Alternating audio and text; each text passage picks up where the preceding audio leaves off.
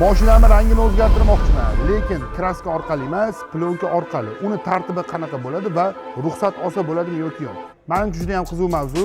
Videoga bitta like bosib qo'ysanglar, oz tushuntiraman. Birinchi navbatda ruxsatnoma olinishi kerak bo'ladi. Ruxsatnoma olinayotganda mashinaning yiliga umuman farq qilmaydi, ya'ni ahamiyati yo'q. Yili eski bo'lsa ham bemalol olsangiz bo'ladi.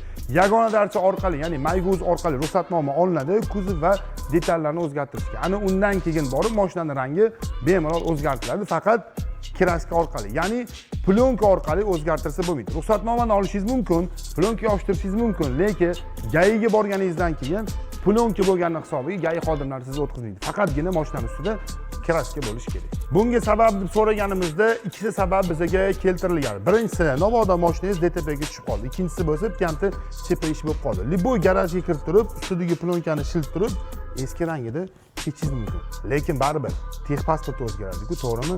Plyonkani plyus tomonlari juda ham ko'p agar unga ruxsatnoma berilsa. Kuzovi maksimal darajada himoyalaydi va o'zini eski заводской rangi ham joyida qoladi. Joningizga tegandan keyin bemalol shiltirib, yana texpasport almashtirsangiz bo'ladi. Ikkinchisi gidrofobizor va har xil qirilishlardan, chizilishlardan maksimal darajada himoyalaydi. Shunaqa qilib, mashinangiz rangini o'zgartirmoqchi bo'lsangiz, faqatgina kraska orqali o'zgartira olasiz. Ma'lumot foydali bo'lgan bo'lsa, obuna bo'lib qo'yish esdan chiqmasin.